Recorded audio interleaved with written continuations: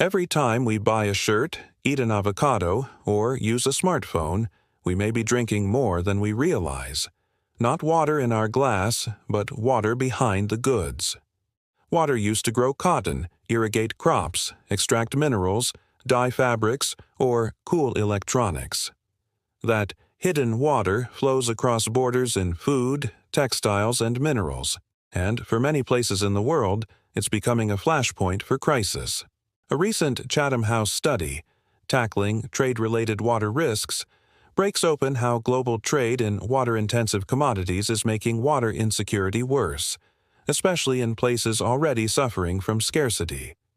Around 50% of the water embedded in goods imported into northern high-income countries comes from areas with moderate to severe water stress, mostly in the global south.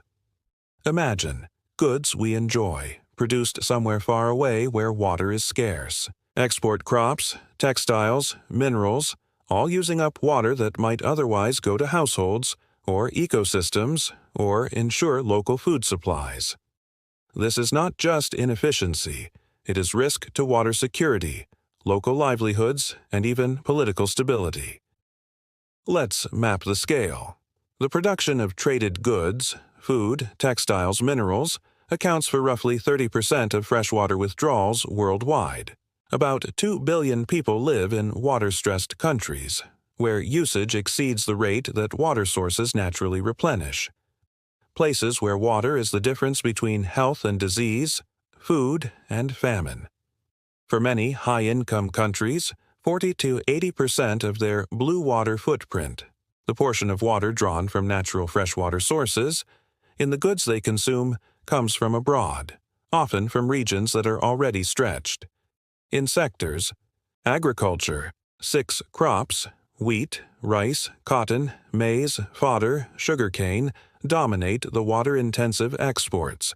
For example, exporting countries like Mexico, South Africa, Morocco, Australia are heavily engaged in unsustainable irrigation practices for exported foods. Textiles. Raw materials like cotton take massive volumes of water. A single pair of jeans can consume up to 8,000 liters, a leather handbag more than 17,000 liters. When production is located in water-stressed areas, these numbers translate into large stresses on local water systems. Mining and minerals. Many mining operations are situated in regions with low relative water availability. Extraction needs water for processing, and wastewater can pollute local sources. Regulation, oversight, treatment are often weak. What's more, climate change compounds the problem. Droughts, heat waves, shifting rainfall patterns make water sources more fragile. A region that formerly had enough water for people, agriculture, industry, and ecosystems now may not. Trade can amplify vulnerability if goods are produced without accounting for stress on local systems. From a moral perspective, this should concern us all. As consumers in one part of the world, policies of importing countries can either worsen or alleviate pressure in producing regions. And as global citizens, it calls for justice, fairness, and shared responsibility. The Quran reminds us of stewardship and fairness in using resources. In Surah Al-An'am, chapter 6, verse 141, Allah says, "And do not waste resources by excess, for He does not like the wasteful." It is not simply the act of using what is needed, but of avoiding waste, especially when that waste imposes costs on others' water, livelihoods, and natural balance. Implementation attempts. Importer countries, e.g., EU, UK, are exploring due diligence and disclosure requirements. For instance, the EU's Corporate Sustainability Reporting Directive, CSRD, and Corporate Sustainability Due Diligence Directive, CSDDD, are designed to require firms to report and act on environmental, including water, risks in their supply chains. Case studies like Morocco-EU trade show that requiring disclosure can make companies aware of water impacts in food, fertilizer, textiles production. Exporter countries. Some places are trying water pricing, regulation of withdrawal, permitting, treatment of wastewater. But in many settings, lack of finance, weak infrastructure, corruption, or regulatory capture limit enforcement. Global parallels. In California, U.S., water scarcity has led to restrictions on almond exports and fruit farming when drought strikes. In parts of India, textile dyeing industries pollute rivers and deplete groundwater due to lax enforcement. In Middle Eastern countries, food imports mask a large virtual water footprint. Such countries import water-intensive crops to compensate for local scarcity. Policy levers that work. 1. Mandatory supply chain disclosure and due diligence for water risk in traded goods. 2. Standards or certification for water sustainably produced goods, labeling, transparency. 3. Trade agreements that include environmental and water clauses, market access tied to sustainability.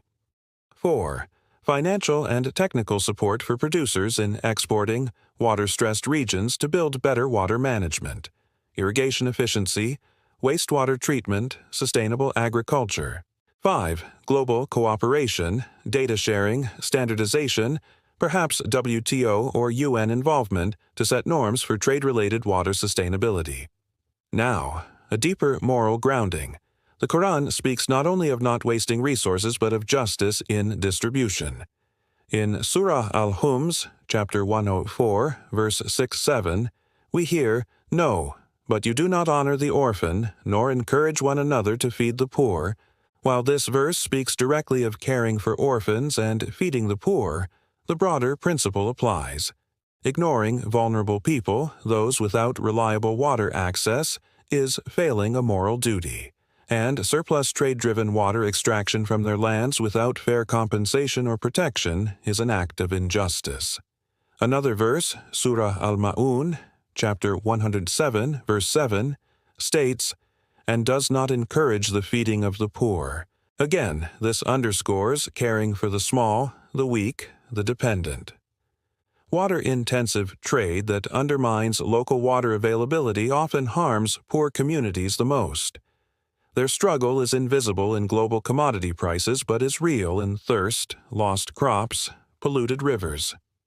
Finally, let's note that this is not just about risk, it's about opportunity. There is huge potential to reshape trade so that water sustainability becomes part of competitive advantage, part of corporate reputation, part of resilient supply chains. Importing companies could pay more for water-responsible products. Exporters who protect water could be rewarded with market access, better prices, more stable trade relations. If water behind the goods is made visible, then consumers, businesses, and governments can make informed choices. We can shift global trade from being a source of water risk to being a driver of water stewardship. In the end, as the Quran teaches in Surah Al-Ra'd, chapter 13, verse 11, "Indeed, Allah will not change the condition of a people until they change what is in themselves. The change must begin with awareness and responsibility, by importers insisting on better practices, by exporters adapting, by individuals learning where their goods come from. Trade, like water, crosses borders, but justice must too.